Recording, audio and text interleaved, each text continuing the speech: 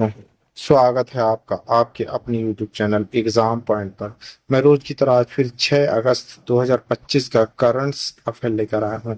आज 6 अगस्त के जितने भी इम्पोर्टेंट क्वेश्चन बनते हैं उन्हें हम डिस्कस करेंगे, उनके इम्पोर्टेंट फैक्ट भी जानेंगे। दोस्तों, आप किसी भी एग्जाम की तैयारी कर रहे हैं तो ये वीडियो आपके लिए मोस्टफुल रहने वाला है। इस वीडियो के लास्ट में हमने आपके लिए एक क्वेश्चन रखा है जिसका आंसर आप लोग को कमेंट्स बॉक्स में देना है। आइए शुरू करते हैं, पहले नंबर का क्वेश्चन देखते हैं। पहला क्वेश्चन देख लेते हैं, हिरोशिमा दिवस कब मनाया जाता है? सही आंसर है सी, 6 अगस्त को, आज ही के दिन। की पॉइंट देखते हैं, द्वितीय विश्व युद्ध के दौरान जापानी शहरों पर परमाणु परमाणु बमबारी को चिन्हित करने के लिए प्रत्येक 6 अगस्त को हिरोशिमा दिवस के रूप में मनाया जाता है। पहला परमाणु बम 6 अगस्त 1945 को हिरोशिमा पर गिराया गया था और 3 दिन बाद दूसरा बम नागासाकी पर गिराया गया था, जिसमें एक पल में लाखों लोग मारे गए थे। दुनिया को परमाणु हथियारों के विनाशकारी परिणामों के बारे में याद दिलाने के लिए प्रत्येक वर्ष हिरोशिमा दिवस मनाया जाता है। आइए दूसरे नंबर का क्वेश्चन देख लेते हैं। भारत और संयुक्त राष्ट्र द्वारा वैश्विक क्षमता निर्माण पहल के तहत पहली परियोजना कब शुरू की गई थी? सही आंसर है सी, सितंबर 2023 में। की पंडित, भारत ने 4 परियोजनाओं का पहला चरण भारत संयुक्त राष्ट्र वैश्विक क्षमता निर्माण के तहत शुरू किया। यह पहल ग्लोबल साउथ को एसडीजी लक्ष्यों को विशिष्ट प्रशिक्षण के माध्यम से प्राप्त करने में मदद करती है। यह भारत के विदेश मंत्रालय और संयुक्त राष्ट्र एजेंसियों के एक संयुक्त प्रयास है, जिसकी घोषणा सितंबर 2023 में की गई थी। यह भारत के आईटीसी कार्यक्रम पर आधारित है, जो लगभग 160 देशों को 12,000 से अधिक प्रशिक्षण स्टॉल प्रदान करता है। आइए तीसरे नंबर का क्वेश्चन देखते हैं। हांगकांग के स्टेबल कॉइन कॉइन अध्यक्ष कब लागू होगा? सही आंसर है ए, 1 अगस्त 2025 को। की पॉइंट, हांगकांग स्टेबल कॉइन अध्यादेश 1 अगस्त 2025 से लागू करेगा। इसका उद्देश्य स्टेबल आइकन को विनियमित करना है, जो स्थिर संपत्तियों से जुड़ी क्रिप्टो करेंसी है। स्टेटमेंट इससे जुड़े हो सकते हैं। Stable icon CBDC central bank digital currency से अलग है, जो सरकार द्वारा जारी और केंद्रीय रूप से नियंत्रित होती है। स्टेटमेंट आईडी निजी तौर पर जारी विदेशी मुद्राओं से जुड़ी हो सकती है। आइए चौथे नंबर का क्वेश्चन देख लेते हैं। चेस स्पोर्ट्स विश्व कप ईडब्ल्यूसी 2025 किसने जीता है? सही आंसर है डी, सॉरी सी, मैग्नास कार्लस ने। मैग्नास कार्लस ने पहला चेस स्पोर्ट्स विश्व कप ईडब्ल्यूसी 2025 जीता। यह टूर्नामेंट सऊदी अरब के रियाद में आयोजित किया गया था। कार्लसन ने टीम लिक्विड का प्रतिनिधित्व किया और टीम फाल्कनर के अली रेजा फिरजोदा को हराया। कार्लसन ने शास्त्रीय और स्पोर्ट्स शैली दोनों प्रारूपों में प्रभुत्व प्रदर्शन किया। उन्होंने 2,50,000 का शीर्ष पुरस्कार जीता और टीम लिक्विड को समग्र स्केटिंग के आगे बढ़ने में मदद की। आई पांचवें नंबर का क्वेश्चन, हंगेरियन ग्रां प्री में किसने जीत हासिल की है?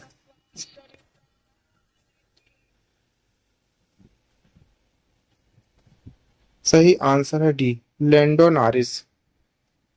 की पॉइंट, लैंडो नॉरिस ने 2025 का हंगेरियन ग्रां प्री हेरेंस में बुडपेस्ट में जीता। उन्होंने देर से चुनौती देने वाले मैकलारेन के साथ ही आस्कर पियस्टी को पीछे छोड़ दिया। यह सीजन में नॉरिस की 5वीं जीत है। इस जीत ने ड्राइवर्स चैंपियनशिप में पियास्ट्री की बढ़त को केवल 9 अंकों तक कम कर दिया। जॉर्ज रासेल तीसरे स्थान पर रहे।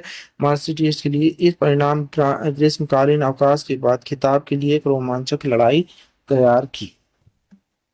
आइए आगे बढ़ते हैं, छठे नंबर का क्वेश्चन देखते हैं।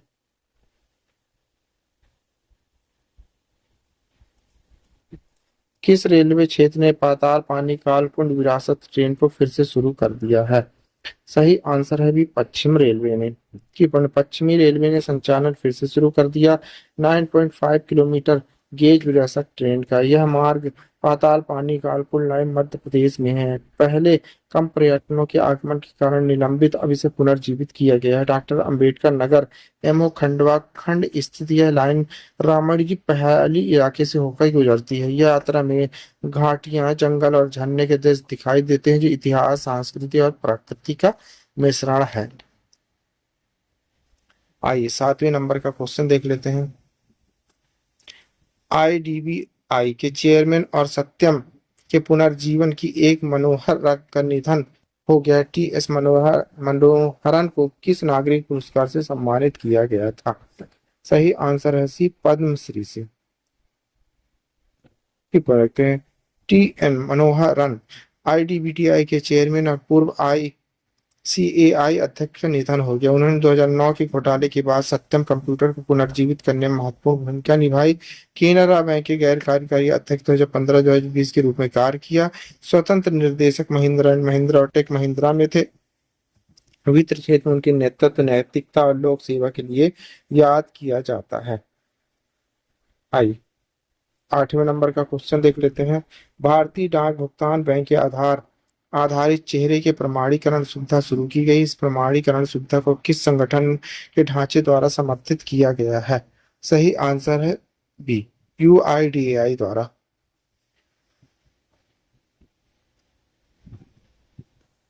भारतीय डाक भुगतान बैंक आईपीपीबी बैंकिंग के लिए आधार आधारित चेहरे की प्रमाणीकरण सुविधा शुरू की गई है। यह यूडीएआई ढांचे के अंतर विकसित किया गया है। यह सुरक्षा, समावेशिता को बढ़ावा देता है। यह चेहरे की पहचान आधारित लेन देन को सक्षम बनाता है, जिससे उंगलियों के निशान या ओटीपी की आवश्यकता समाप्त हो जाती है। यह विशेष रूप से वृद्धों, दिव्यांगों, घिसे हुए उंगलियों के निशान वाले लोगों के लिए मदद करता है। आइए 9वें नंबर का क्वेश्चन देखते हैं। आर कौशिक द्वारा रोहित शर्मा पर लिखी गई पुस्तक का शीर्षक क्या है? सही आंसर है A, Hitman the Rohit Sharma story. Key point देखते हैं। रोहित शर्मा की यात्रा बोरीवली की गलियों से लेकर विश्व क्रिकेट के स्टारडम तक एक नई किताब में विस्तृत है। जीवनी, जिसका शीर्षक treated for remarkable Rohit, R Kaushik द्वारा लिखी गई। पुस्तक में रोहित की क्रिकेट उपलब्धियां, संघर्ष, व्यक्तिगत विकास को दर्शाया गया है। अपनी सुनहरता, बल्लेबाजी और शांत नेतृत्व के लिए जाने जाने वाले रोहित शर्मा के सबसे प्रिय क्रिकेटर में से एक है। आइए 10वें नंबर का क्वेश्चन देख लेते हैं।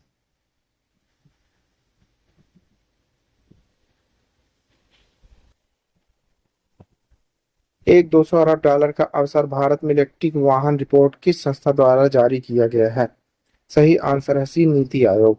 की पॉइंट, भारत के स्वच्छ गतिशीलता मिशन को तेजी देने की दिशा में एक महत्वपूर्ण कदम उठाते हुए नीति आयोग एक ऐतिहासिक रिपोर्ट जारी की है, जिसका शीर्षक है एक $200 अरब का अवसर भारत में इलेक्ट्रिक वाहन। यह रिपोर्ट 4 अगस्त 2025 को नई दिल्ली में जारी की गई है। व्यापक रिपोर्ट भारत में इलेक्ट्रिक वाहनों ईवी के संक्रमण को गति देने के लिए स्पष्ट रोडमैप प्रस्तुत करती है। इसमें वर्तमान प्रगति का विश्लेषण किया गया है, प्रमुख चुनौतियों की पहचान की गई और रणनीतिक सुझाव दिए गए, ताकि भारत को इलेक्ट्रिक वाहन क्षेत्र में वैश्विक नेतृत्व की ओर अग्रसर किया जा सके। आइए 11वें नंबर का क्वेश्चन देखते हैं। किस प्रमुख शैक्षिक पहल ने एक माह में नागरिक सहभागिता प्लेटफॉर्म पर सबसे अधिक लोग पंजीकरण के लिए गिनीज वर्ल्ड रिकॉर्ड बना दिया है? सही आंसर है सी, परीक्षा पे चर्चा, पीपीसी। की पढ़ लेते हैं। प्रधानमंत्री नरेंद्र मोदी की प्रमुख पहल परीक्षा पे चर्चा पीपीसी ने एक ऐतिहासिक उपलब्धि हासिल करते हुए गिनीज वर्ल्ड रिकॉर्ड स्थापित किया। यह रिकॉर्ड एक माह में नागरिक सहभागिता प्लेटफॉर्म पर सबसे अधिक लोगों को पंजीकरण के लिए दर्ज किया गया है। इस वर्ष आयोजित कार्यक्रम के 8वें संस्करण में माई गांव प्लेटफॉर्म पर कुल 3.53 करोड़ वैध पंजीकरण हुए, जो इस अनोखी शैक्षिक पहल की अपार लोकप्रियता और जन विश्वास को दर्शाता है। आई 12वें नंबर का क्वेश्चन देखते हैं।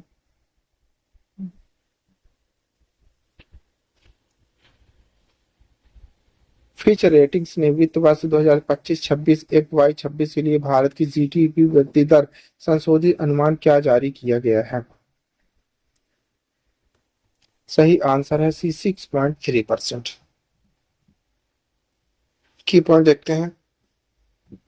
वैश्विक रेटिंग्स एजेंसी फिच रेटिंग्स 1 अगस्त 2025 को जारी अपनी नवीनतम India corporate credit trends report में वित्त वर्ष 2025-26 FY 26 के लिए भारत की जीडीपी वृद्धि दर का अनुमान घटाकर 6.3% कर दिया गया है, जो पहले 6.4 अनुमानित था। एजेंसी ने बताया कि जहां उच्च स्तर का बुनियादी ढांचा निवेश प्रमुख क्षेत्रों की मांग को बढ़ावा देता रहेगा, वहीं शैक्षिक विकास जुड़ी चुनौतियों और शुल्क ट्रैफिक संबंधी जोखिम भारत की विकास गति पर दबाव डाल सकेंगे। फिच रेटिंग्स के अनुसार भारत का मजबूत अवसंरचना निवेश विकास एक प्रमुख इंजन बना रहेगा। यह निवेश निम्नलिखित प्रमुख उद्योगों को मांग समर्थन देता है।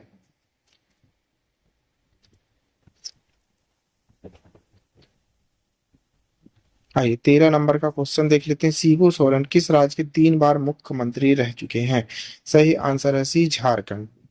कि भारत ने अपने सबसे प्रभावशाली आदिवासी नेताओं में से एक झारखंड राज्य के निर्माण के प्रमुख शिल्पकार को खो दिया। झारखंड मुक्ति मोर्चा जे के संस्थापक और झारखंड के 3 बार के मुख्यमंत्री रहे शिबू सोरेन के 4 अगस्त 2025 को 81 वर्ष की आयु में निधन हो गया। दमोश गुरु के नाम से लोकप्रिय सोरेन का निधन झारखंड की राजनीति में एक युग के अंत को दर्शाता है। शिबू सोरेन को किडनी संबंधी समस्याओं के चलते जून के आखिरी हफ्ते में अस्पताल में भर्ती कराया गया था। मुख्यमंत्री हेमंत सोरेन ने पिता के निधन की जानकारी एक्स पर दी। आइए 14 नंबर क्वेश्चन देखते हैं। हंगेरियन ग्रां प्री 2025 का विजेता कौन बन गया है? सही आंसर है सी, लैंडो नॉरिस ने।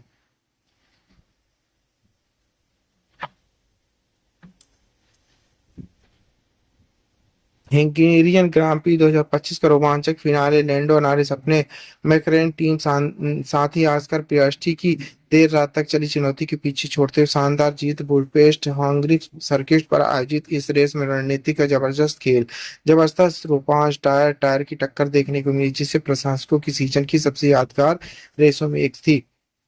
पेलो पोजीशन शुरुआत करते हुए फेबरी के ड्राइवर चार्ल्स लेन शुरुआत की और शुरुआती दौर रेस गति नियंत्रण बनाए रखे। पियास्त्री दूसरे स्थान पर थे। पहले स्टार्ट में अंडरकास्ट कोशिकी मैगनी ड्राइवर को पीछे छोड़ दिया।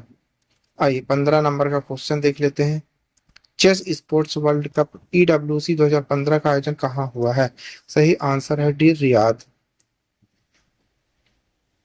की देखते हैं। मैग्नास कार्लस ने रियाद में आयोजित chess sports world cup EWC 2025 के संस्करण में शानदार जीत दर्ज की। उन्होंने टीम फाकलैंड की अली रेजा फिरोज को निर्णायक अंदाज में हराते हुए खिताब अपने नाम किया।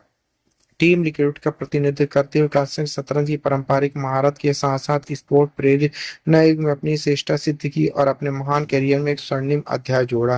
ग्रैंड फाइनल में मैग्नस कार्लस की प्रतिभा का जबरदस्त प्रदर्शन देखने को मिला। 7 मुकाबले इस श्रृंखला में नॉर्वे की इस दिग्गज खिलाड़ी 4 जीत 2 ड्रा और केवल 1 हार के साथ यह स्पष्ट कर दिया कि वह क्यों आज भी दुनिया के नंबर 1 विश्व खिलाड़ी ELO रेटिंग 2937 पर बने हुए हैं। आइए 16 नंबर का क्वेश्चन देख लेते हैं। किस 2 सहकारी बैंकों के विलय को RBI की मंजूरी मिल गई है? सही आंसर है B, new India cooperative bank और सारस्वत कोऑपरेटिव बैंक को। भारत के सहकारी बैंक क्षेत्र के लिए एक महत्वपूर्ण कदम के रूप में भारतीय रिजर्व बैंक RBI ने न्यू इंडिया कोऑपरेटिव बैंक, देश के सबसे शहरी बैंक सारस्वत कोऑपरेटिव बैंक के विलय को मंजूरी दे दी है। यह विलय आधिकारिक तौर पर 4 अगस्त 2025 से प्रभावी होगा। स्वीकृत सम्मेलन आयोजित और योजना के अंतर्गत Saraswat bank new India cooperative bank संपत्ति और देनदारी को पूरी तरह से अधीन ले लेगा। न्यू इंडिया कोऑपरेटिव बैंक की सभी शाखाएं अब सारस्वत बैंक की शाखाओं के रूप में कार्य करेंगी। आइए आपके लिए क्वेश्चन है, इसी क्वेश्चन का आंसर आप लोग को कमेंट्स बॉक्स में देना है। क्वेश्चन देख लेते हैं। क्रेडेंशियल कुन्नो ज्वालामुखी किस देश में स्थित है? जापान में, रूस में, इंडोनेशिया में या अमेरिका में? दोस्तों इस क्वेश्चन का आंसर आप लोग को कमेंट्स बॉक्स में देना है। आंसर आप लोग कमेंट्स बॉक्स में जरूर दीजिएगा, भूलिएगा नहीं। आप पढ़ रहे हैं 6 अगस्त 2025 का डेली करंट। दोस्तों आप किसी भी एग्जाम की तैयारी कर रहे हैं तो वीडियो आपके लिए यूजफुल रहने वाला है। इस वीडियो की PDF डाउनलोड करने के लिए आप हमारे टेलीग्राम चैनल एग्जाम पॉइंट पर जाकर वहां से PDF डाउनलोड कर सकते हैं। Thank you for watching my video.